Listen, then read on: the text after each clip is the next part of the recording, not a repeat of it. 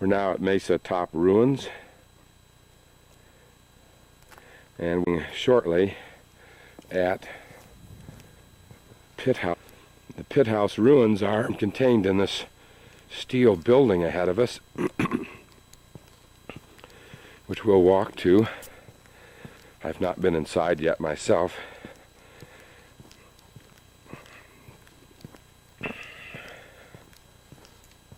Aha. And here we are inside.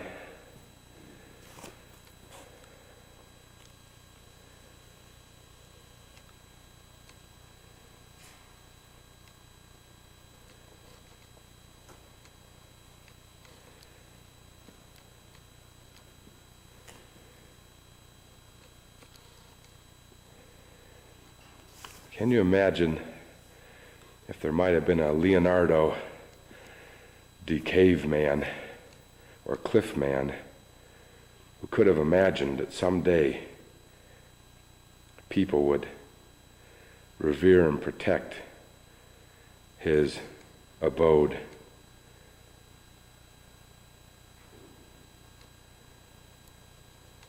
One must ask what these depressions were. Fire pits, another here and here. And what was this back in here, this long oblong trench?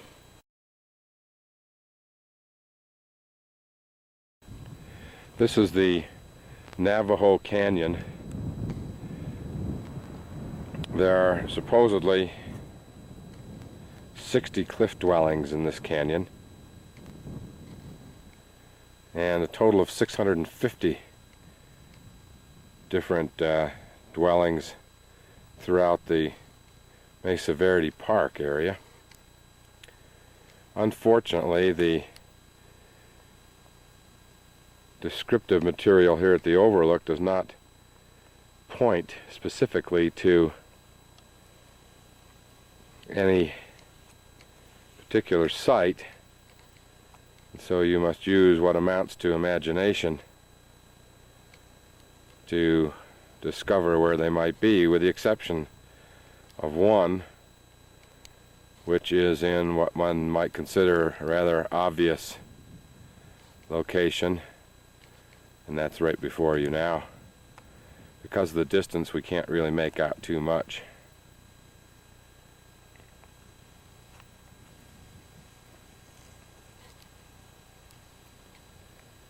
No doubt it was accessible from above rather than from below.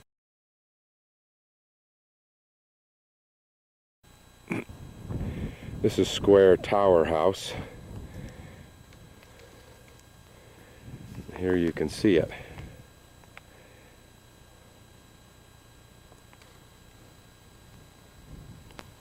We'll focus down and get a good look.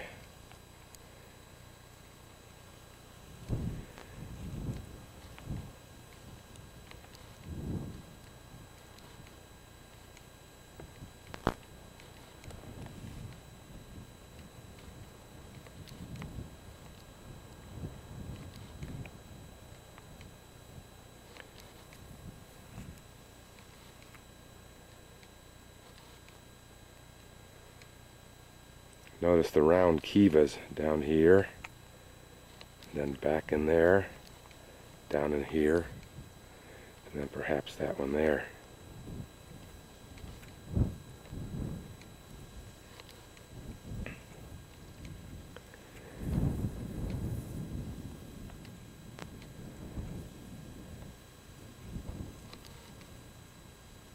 I'll pan out into the canyon and you'll see the view that they would have had from here, as well as the obvious protection. And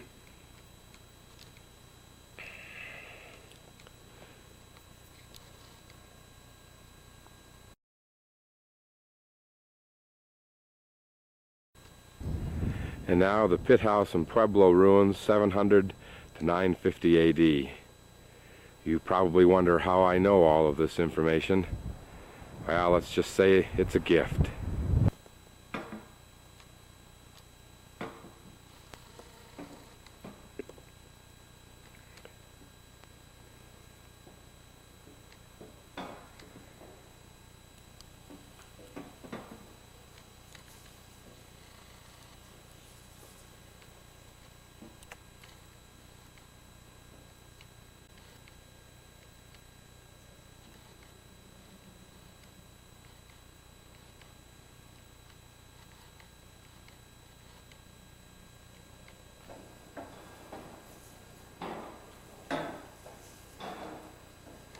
Notice that there's a different level.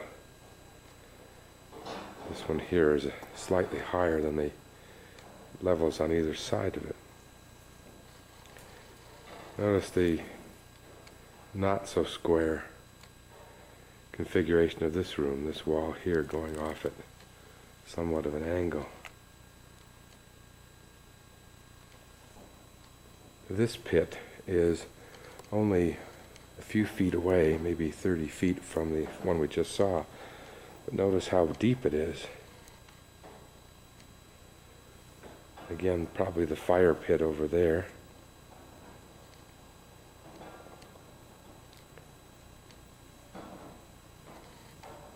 As well as in the center. And we'll walk over here, something else kind of interesting. Whatever it is. It may well have been the entrance to this cave system.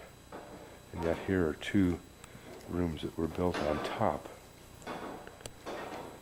Next to that, still another very deep cave, having some kind of division in the seating area. And the fire pit, which I believe here was where the smoke exited.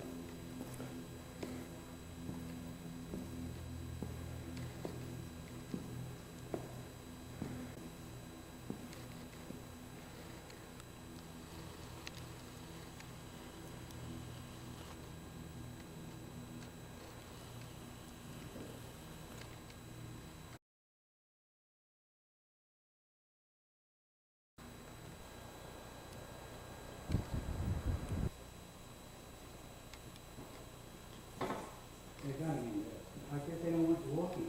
Yes. I guess this is it.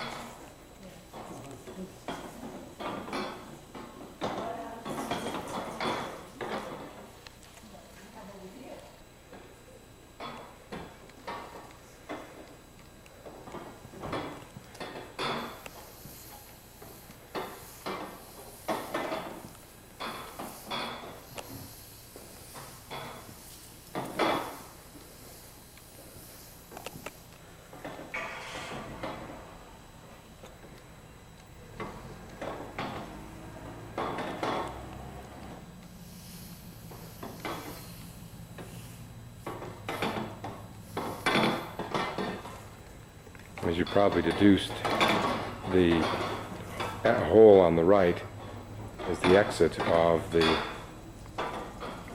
tunnel that led from the first round room that we looked down that's on the surface. This hole to the left looks like it goes down into some other smaller room. We're now at the junction of two canyons. The first off to the left is Fewkes Canyon, F-E-W-K-E-S. It once contained 8 cliff dwellings with a total of more than 100 rooms. And then the canyon here to our right, which we'll explore in a little bit more detail. Clift Canyon, only 2 miles long, contains 40 cliff dwellings and a total of more than 500 rooms. Let's go back up to the beginning here. The interest, starting in the upper left-hand corner and going across to our right here, at one time there were 10 cliff dwellings with as many as 20 different rooms, but they're basically missing now.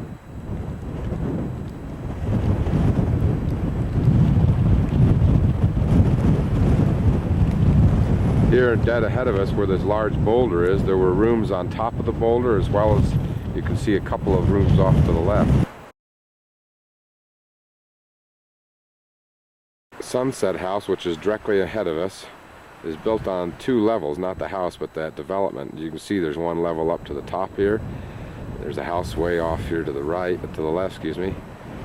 And this top layer goes along here like this, and then down below is the other. There being the very large house.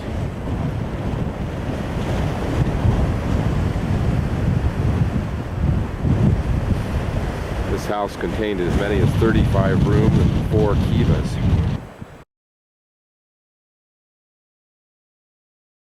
This is Fewkes Canyon, which I will just handle. Back in the center there, underneath the shadows, you can see some dwellings. Of course, here are some more. If you can't figure it out yet, it's cold up here and windy.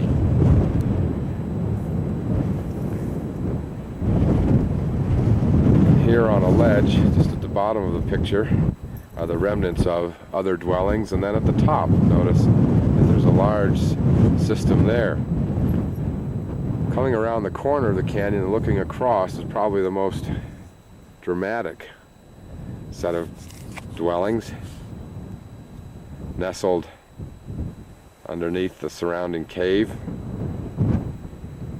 And it's referred to as Clift Palace. The largest known cliff dwelling, contains over 200 rooms, 23 kivas, and was probably home to as many as 200 people. It was discovered one snowy day in 1988 by 2 cowboys from Mancos looking for stray cattle.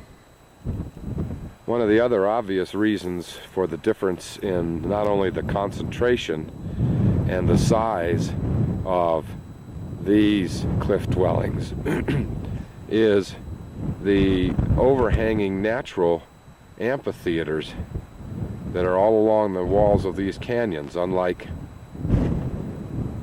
the walls of Canyon de Chelly, which are almost vertical.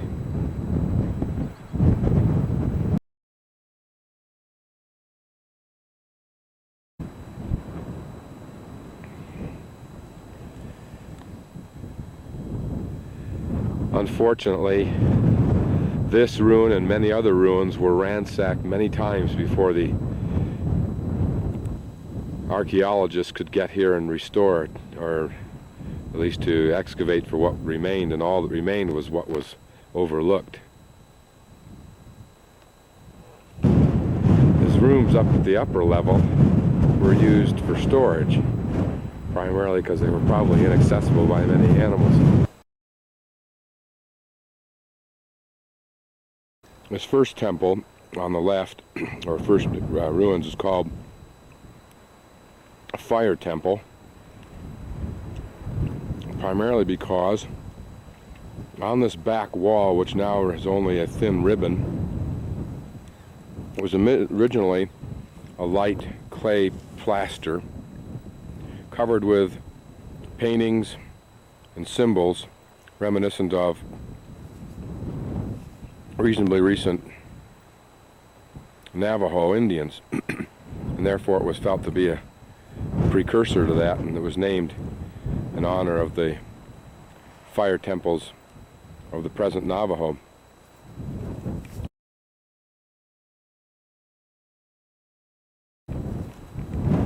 To the right is the new firehouse ruins, and as you can see, it is built on 2 levels. The upper levels contained living quarters as well as a corn grinding room, and had to be reached to by ladders. If you look just to the right of this wall, there appears to be a narrow little trough, almost dead center at the top right now. I wonder if that was a chiseled handhold and foothold stairway area. Down below were other living quarters, including the kivas. 1, 2.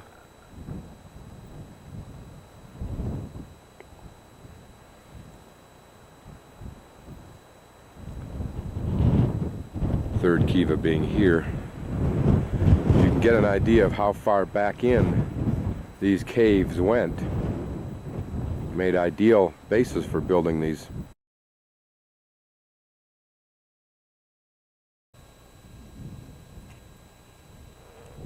To help you orientate yourself, the view we have now is where we first looked at the juncture of the 2 canyons. We're directly across from that point on top of the bluff where there was a large ruin system. We'll pan back and you can see the valley that these people had a view of from almost all of their homes. You can certainly see how there might well have been a sense of total universe wrapped up in just this canyon.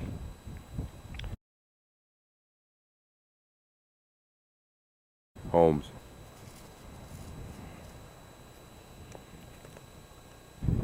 Now we'll take a look at this sun temple that I'm standing at that's on the bluff. This is, from all evidence,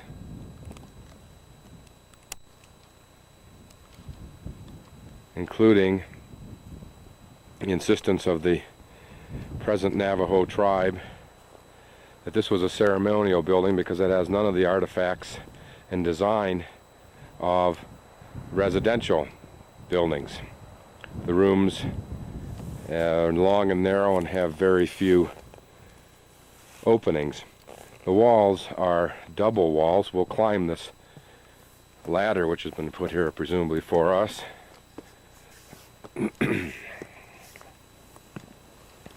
You'll see that the walls are quite wide, and that's because they're actual double walls filled with rubble.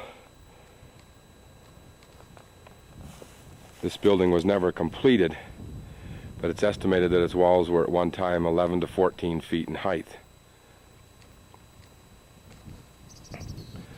Considering the size of other structures, this was a monumental achievement in its day. We're now on the walls, and if I can keep from falling off of them, we'll take a little tour along the walls.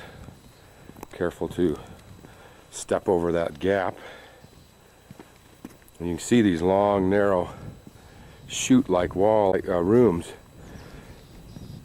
And must wonder what they were for. Hopefully for concubines of the priests. I always wanted to be a priest. My celibacy should help, but so far no one's offered the appropriate garments. Here's just a series of small, narrow rooms.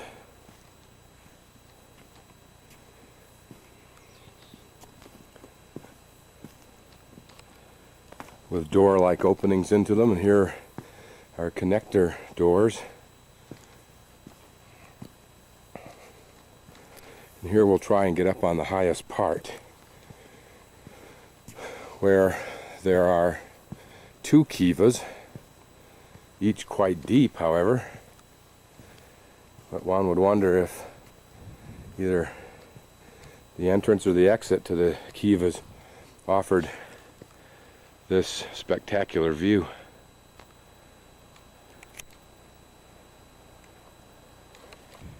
The architecture here is particularly notable for one additional factor, and that is the conscious dimpling of the rocks by the rock masons who built this. This is considered to be a aesthetic evolutionary jump.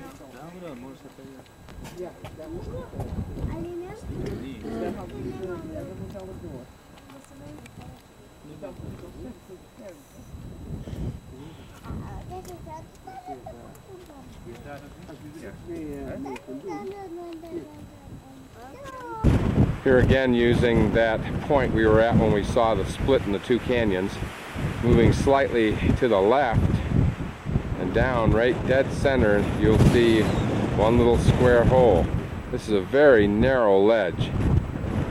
As you can see, it's rock above and rock below, so it was extremely dangerous getting to this. Moving considerably farther along the canyon,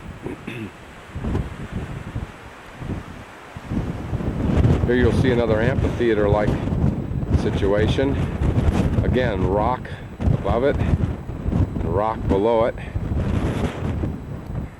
And yet there, if you notice, right dead center, or now in your upper left-hand corner, on that little narrow ledge, are the remnants of a building.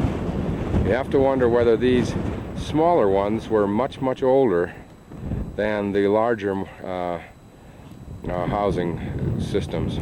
Now, swinging back to the same point again and moving back up the canyon that we have just completely traversed by automobile, where we went to Clift Palace, which I had named incorrectly. But up here you'll notice right in the center is the Sun Temple we were walking on. Now, the Clift Palace is actually beyond to the right of this outcropping that you see on the right, but here below it, relatively close, is another small system of ruins. Again, notice the very precise way if you come off the top of the mesa,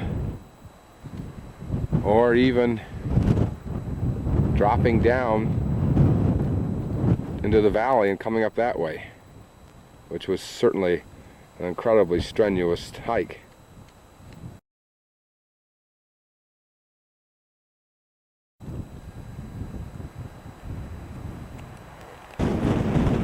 So you can orientate yourself. There's the small cave that sits on that little ledge underneath that amphitheater roof. We're going down the canyon that we saw in the long perspective from the ceremonial building, the Sun Temple. And here are ruins that were called the House of Many Windows, because to the early explorers who saw this, even the doorways that were there, which is what those are, were thought to be windows.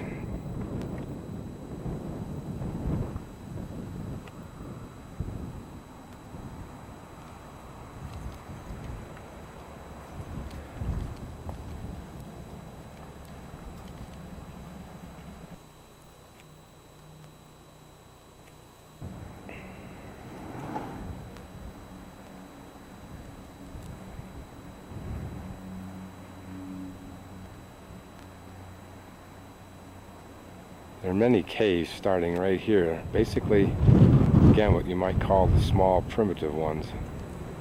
We probably won't be able to pick much of them up at this distance. In the upper left-hand corner, you'll see one single little window. That's one small one. Moving along here further along this ridge, you'll see in your upper left-hand corner two more.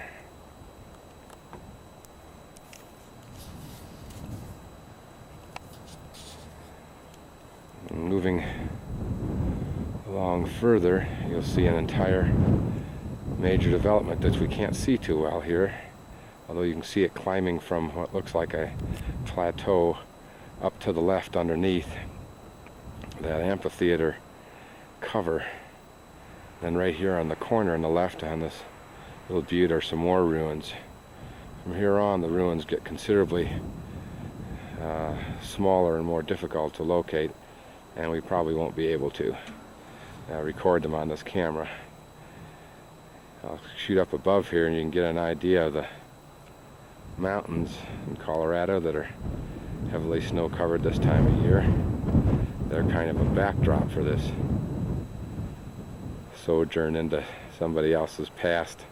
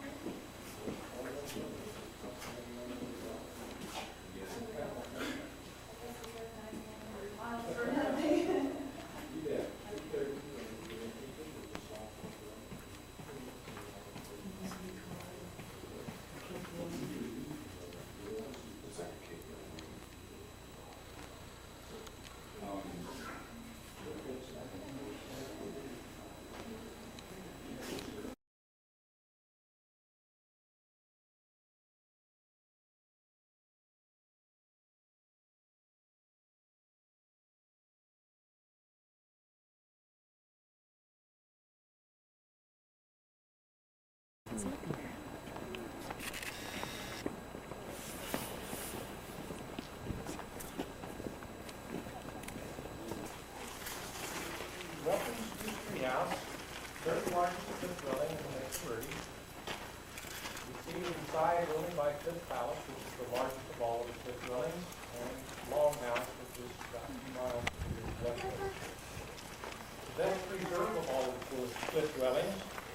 did have a top on it at one time. Now, we feel that 100 to 150 people lived here at one time. The average size of the rooms are right here. You see the outline of a room there and an outline of a room over here. They don't get...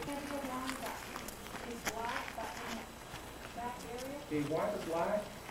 That's fire, caused by fire. It is soot.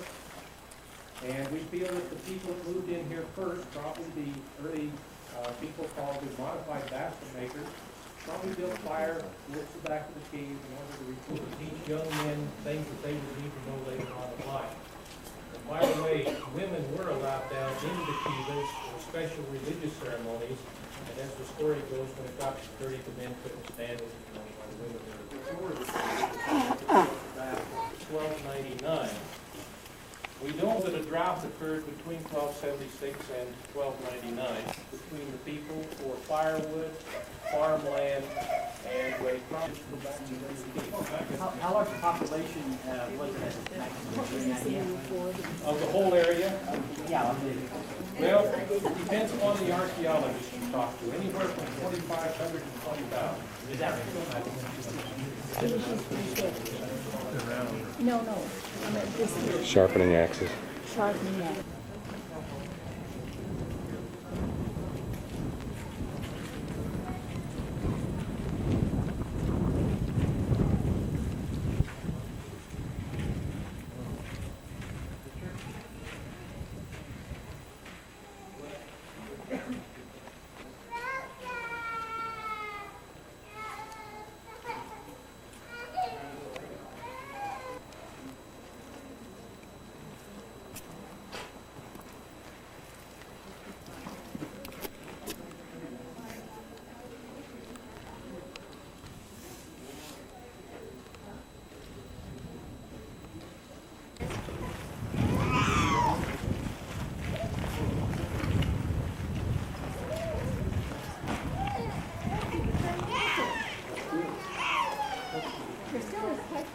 What about this?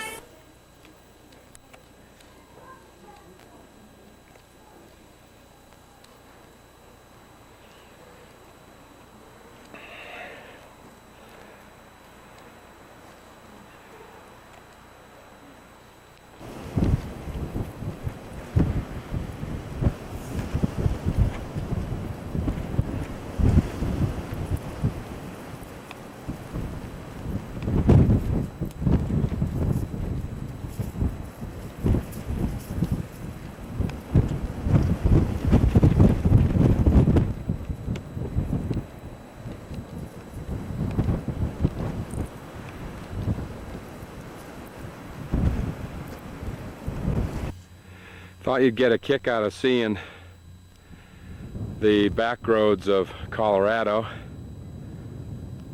This is on Route 285 going north about 20 miles south of Salida.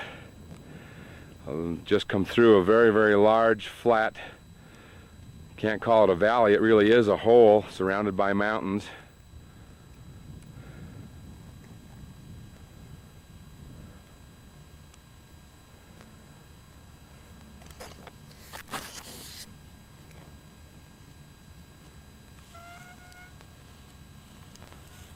We're headed up somewhere in that area there, I guess.